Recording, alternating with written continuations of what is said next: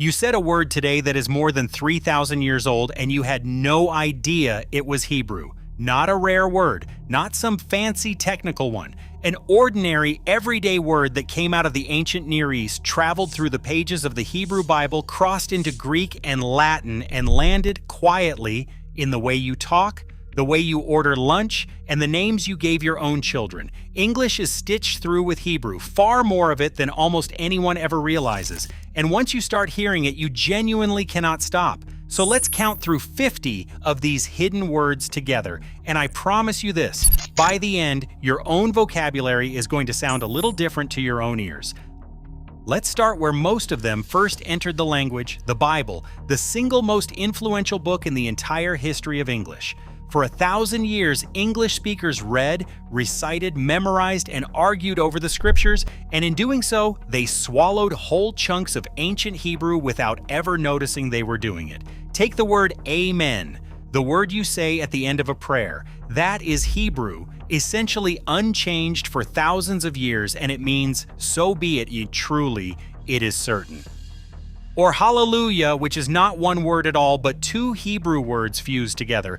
Hallelu, meaning praise, and Yah, a short form of the name of God. So when a gospel choir lifts the roof off a room singing hallelujah, they are singing ancient Hebrew, and most of them have no idea.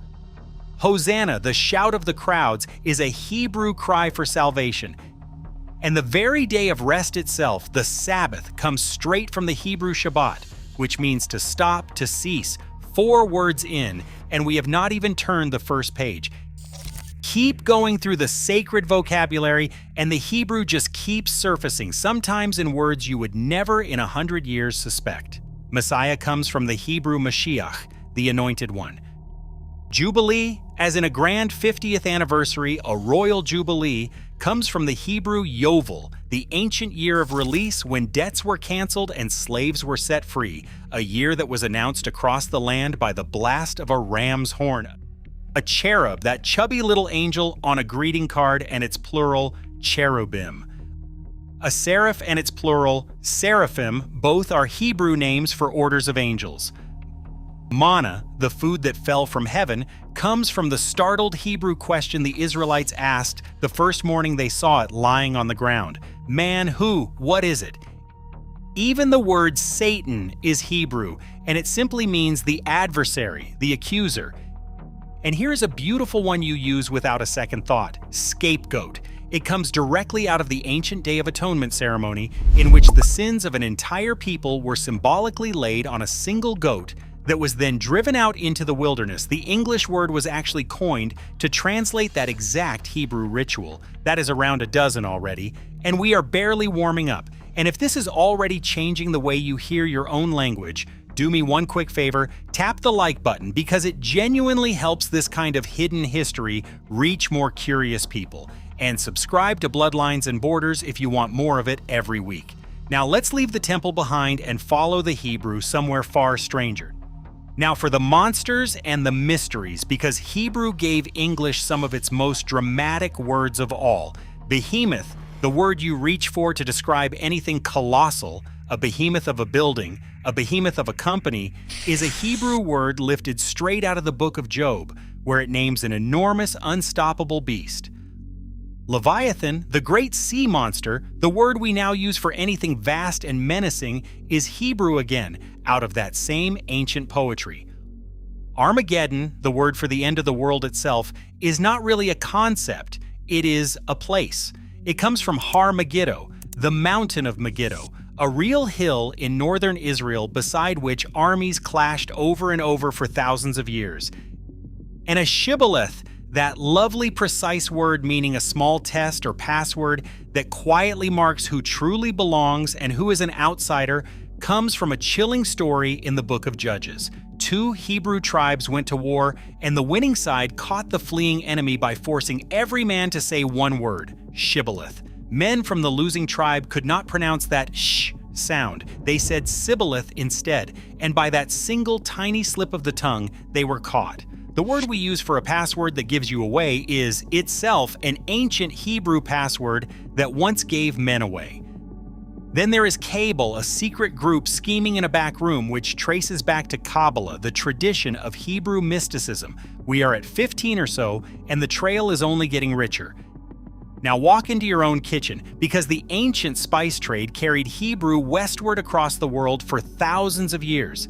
Cinnamon, the spice in your morning roll, comes from the Hebrew cinnamon. Cumin comes from the Hebrew kamon. Myrrh, one of the gifts of the wise men and one of the great perfumes of the ancient world, comes from the Hebrew mor. Aloe, the plant in your sunburn gel. Hyssop, the herb.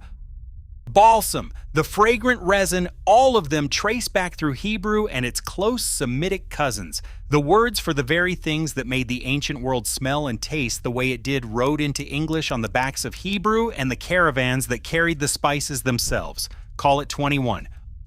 Open a jewelry box and it happens all over again. Sapphire, the deep blue gem, comes from the Hebrew sapphire. Jasper, the speckled stone, comes from the Hebrew yashpe. Even the humble word sack, meaning the bag, the phrase to sack a city and getting the sack from your job, traces all the way back through Greek and Latin to the Hebrew SAQ. And camel, the animal that hauled all of that trade across the deserts in the first place, comes from the Hebrew gamal. We are at 25 now, exactly halfway, and you have quite literally been speaking little scraps of Hebrew your entire life without ever knowing it. But here is the sneakiest category of them all, the one that is very likely sitting inside your own family right now: names. Because a huge share of the most common first names in the entire English-speaking world are simply Hebrew names wearing an English coat. John, one of the most common names on the whole planet, is the Hebrew Yohanan, meaning God is gracious. Michael is not just a name, but an entire Hebrew question, Michael, who is like God. James is a worn-down form of Jacob, from the Hebrew Yaakov. Joseph, Joshua, Jesse, Aaron, Benjamin, Samuel, Hebrew, all of them. Daniel means God is my judge. Adam is simply the Hebrew word for man, bound up with Adamah, earth, the man formed out of the ground. And the women's names run every bit as deep. Mary and Miriam are the very same Hebrew name. Hannah means grace. Susan comes from Shoshana, meaning a lily. Elizabeth is the Hebrew Elisheva. My God is an oath. Sarah means princess. Rachel, Rebecca, Leah, Naomi, Deborah, Abigail, Hebrew, every single one. So stop and think about that for a moment. There is a very real chance that your own name, or your mother's or your child's, is a piece of 3,000-year-old Hebrew that your family has been carrying and lovingly passing down without a clue as to what it really is. That alone carries us comfortably past 40. Let's round out the full 50 with the words that came over almost completely undisguised. Kosher, which now means anything proper, legitimate, or above board. Is this deal kosher? Is Hebrew for fit or proper. Rabbi means literally, my teacher, my master. A shekel, the word for money in old slang and the actual currency of modern Israel today, is an ancient Hebrew weight and coin. Torah means instruction or teaching. And a sabbatical, that dream of a long paid stretch away from work, is simply the idea of the Sabbath stretched across an entire career, drawn straight from the ancient law of letting the fields lie fallow and rest every seventh year. And that is 50 everyday English words, each one carrying a small glowing ember of ancient Hebrew hidden inside it. And it reaches even further than single words, because whole English phrases that you use without a second thought are ancient Hebrew expressions in translation carried over so smoothly that they simply became English. When you call someone the apple of your eye, you are quoting a Hebrew expression straight out of the Psalms. When you escape something by the skin of your teeth, you are quoting almost word for word the book of Job. A drop in the bucket, a fly in the ointment, a labor of love, a broken heart, a land flowing with milk and honey, the powers that be, to bite the dust, at your wit's end. a wolf in sheep's clothing, to see the writing on the wall, a thorn in your side, to go from strength to strength. None of these are native English inventions. They are ancient Hebrew turns of phrase, translated so beautifully and so faithfully by the early English Bibles, above all by William Tyndale, whose translations gave English more of these expressions than almost any other single source, that they slipped quietly into the bloodstream of the language and simply never left. So you have been speaking in 3,000-year-old Hebrew idioms your entire life, in the most ordinary conversations imaginable, without ever once suspecting where they truly came from. Now, one honest note before we finish, because getting this right actually matters. There is a second Jewish language pouring words into English, and it is very easy to confuse with the first, Yiddish. Yiddish is mostly Germanic. It is written using the Hebrew alphabet, but its bones and its grammar are German, and it handed American English a whole rich, comic, expressive vocabulary. Chutzpah, that jaw-dropping, shameless nerve.